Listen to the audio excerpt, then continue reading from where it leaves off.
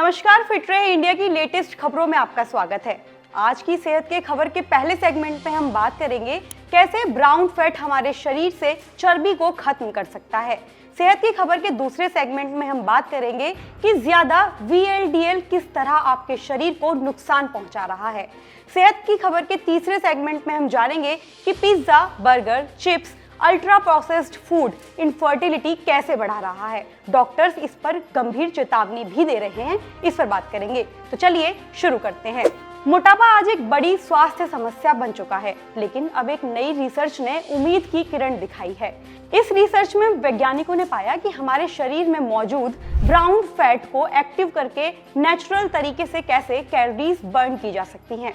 आपको बता दें कि हमारे शरीर में दो तरह के फैट होते हैं, एक व्हाइट फैट जो एनर्जी को स्टोर करता है और वजन बढ़ाता है, और दूसरा ब्राउन फैट जो कैलोरीज को जलाकर उससे एनर्जी में बदल देता है। रिसर्च के अनुसार SLIT3 नाम का एक खास प्रोटीन इस ब्राउन फैट को एक्टिव करने में बहुत बड़ी भूमिका निभाता है। यह प्रोटीन शरीर के अंदर ब्लड वेसल्स और नर्व कनेक्शन को बेहतर बनाता है, जिससे ब्राउन फैट ज्यादा प्रभावी तरीके से काम करने लगता है। जब यह फैट एक्टिव होता है तो शरीर और ज्यादा कैलोरीज को स्टोर करने के बजाय उसे जलाने लगता है, जिससे वजन कम करने में मदद मिल सकती है। इस खोज की सबसे खास बात यह है कि यह पारंपरिक वजन घटाने के तरीकों से अलग है। अब तक ज्यादातर दवाएं भूख कम करने या कैलोरीज इंटेक घटाने पर फोकस करती थी, लेकिन यह रिसर्च बताती है कि शरीर की फैट बर्निंग कैपेसिटी बढ़ाकर भी मोटापे को नियंत्रण किया जा सकता है। यानी भविष्य में वजन घटाने का तरीका पूरी तरह से बदल सकता है। हालांकि यह रिसर्च अभी शुरुआती स्टेज में है और इसे इंसानों पर लागू करने में समय लग सकता है। लेकिन वैज्ञानिकों का मानना है कि अगर SLIT3 प्रोटीन पर आधारित इलाज विकसित हो जाता है तो यह मोटापे और उससे जुड़ी बीमारियों के इलाज में एक बड़ा बदलाव साबित हो सकता है। आसान भाषा में समझें तो यह रिसर्च बताती है कि हमारे शरीर में ही ऐसा सिस्टम मौजूद है जो सही तरीके से एक्टिव होने पर फैट को खुद ही जलाना शुरू कर देता है। यह भविष्य में वजन घटाने का सबसे प्रभावी तरीका बन सकता है। अब बढ़ते हैं सेहत की खबर के दूसरे सेगमेंट की ओर। आजकल लोग सिर्फ बैड कोलेस्ट्रॉल यानी कि LDL पर ही ध्यान देते हैं, लेकिन एक्सपर्ट्स अब एक और खतरनाक फैक्टर की चेतावनी दे रहे हैं, VLDL यानी कि वेरी लो डेंसिटी लिपोप्रोटीन। बढ़ा हुआ VLDL शरीर में चुपचाप नुकसान पहुंचाता है और दिल की बीमारियों का खतरा बढ़ा सकता है।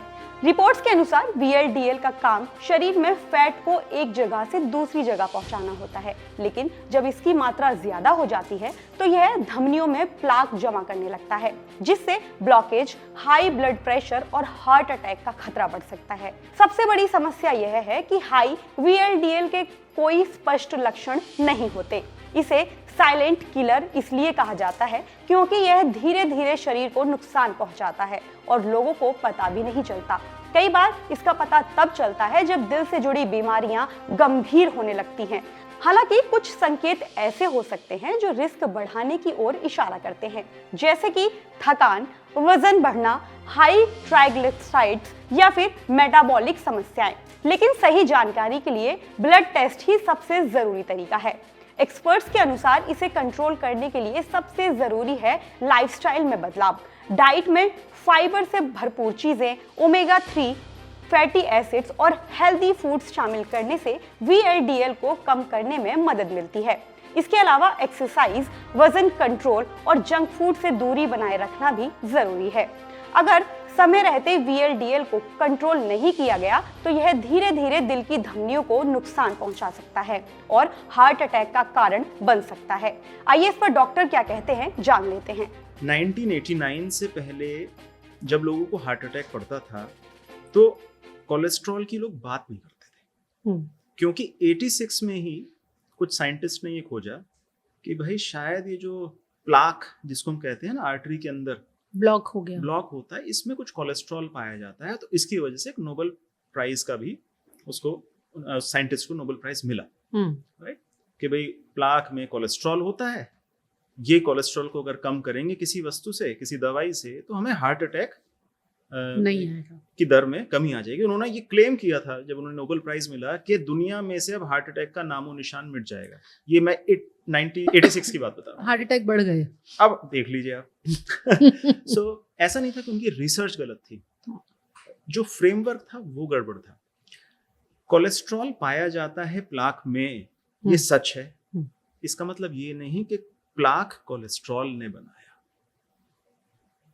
इट कैन बी अ बायस्टैंडर, चुपचाप हो सकता है खड़ा हुआ हो, और पोस्टमार्टम में प्रूव होता है कि ये कोलेस्ट्रॉल वहां था। इसका मतलब ये नहीं कि वो कि मर्डर उसी ने किया। बिल्कुल।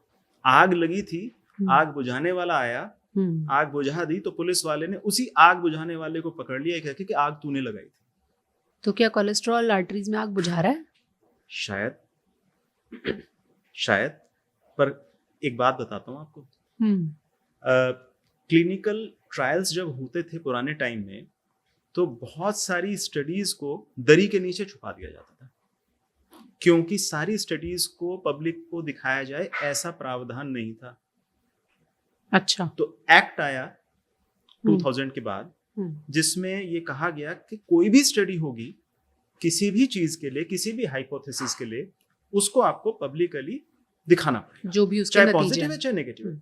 तो अब आप मानेंगे, कोलेस्ट्रॉल की अगर मैं स्टडीज की बात करूं तो 10 में से 9 स्टडीज कोलेस्ट्रॉल के अगेंस्ट बात कर रही हैं। मतलब अगर आप कोलेस्ट्रॉल की दवाई खाएंगे तो शायद वो बेनिफिट्स आपको नहीं मिलेंगे जिसके बारे में आपको कहा जाता है। अब बढ़ते हैं सेहत की खबर के तीसरे सेगमेंट की ओर। आजकल की लाइफस्टाइल में पिज्जा, बर्गर और फास्ट फूड आम हो चुके हैं, लेकिन अब ये सिर्फ वजन ही नहीं बढ़ा रहे बल्कि पुरुषों की फर्टिलिटी पर भी असर डाल रहे हैं।